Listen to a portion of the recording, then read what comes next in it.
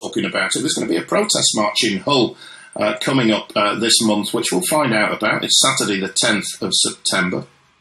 And we're going to talk to Alex Irving, the founder of Speaking of Human-Based Research and one of the organisers of the march. Alex, thank you for your time this morning. Welcome to the Bernsey Show. What's the march about? And, what's the march about? It's the obvious question.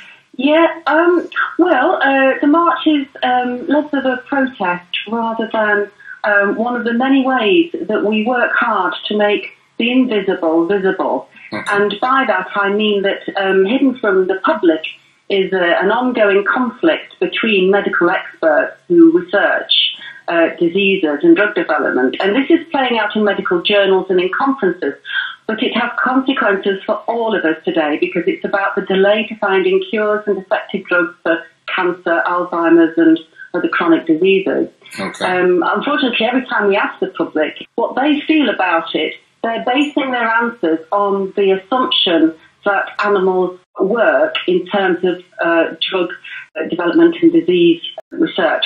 But this is not true. And you would refute that suggestion?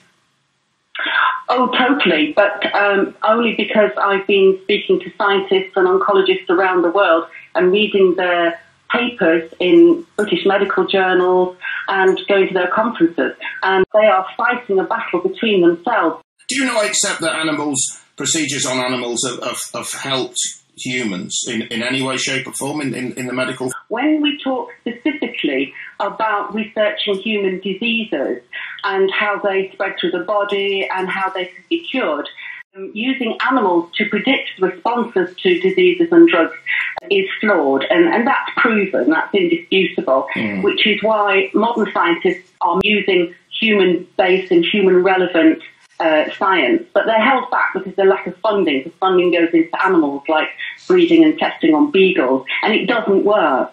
Right, okay. So the alternative is working on humans? No, not whole humans, no. There are fantastic biotechnologies these days.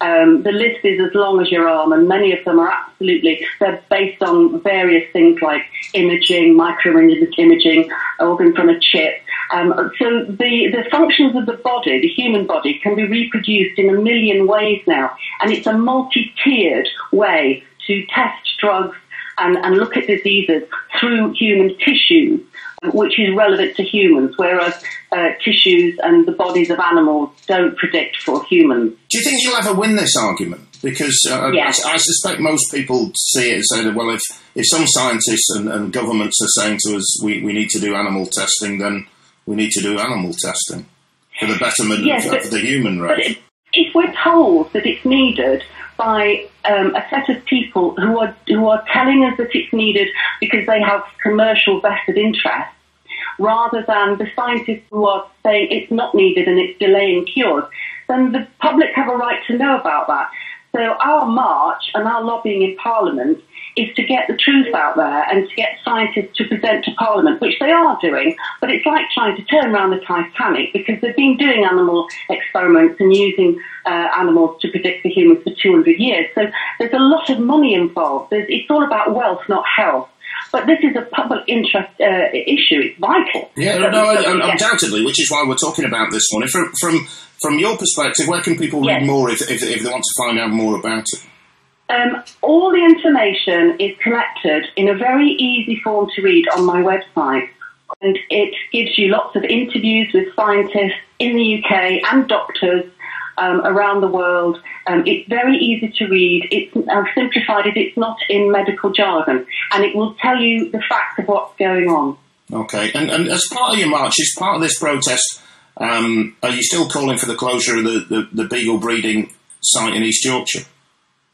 We are. I mean, the reason why we're in Hull, because obviously the planning thing is a done deal now. Yeah. But we will always, because B&K is unprecedented in the UK. There's nothing like this in the UK elsewhere. The scale, the intensity of breeding beagles like farm animals, like chickens, like battery chickens, on the scale of thousands a year is unprecedented. So we need to put a spotlight on that and keep the spotlight on that, because that's where people will sort of go, well, we know it's going on, but why is it going on? And we want to, that's why the talks are there to inform people. It's not a protest. We're not banging drums. We're there as an information stand. The people who've organised it, actually, are a couple of people who have been reading about this.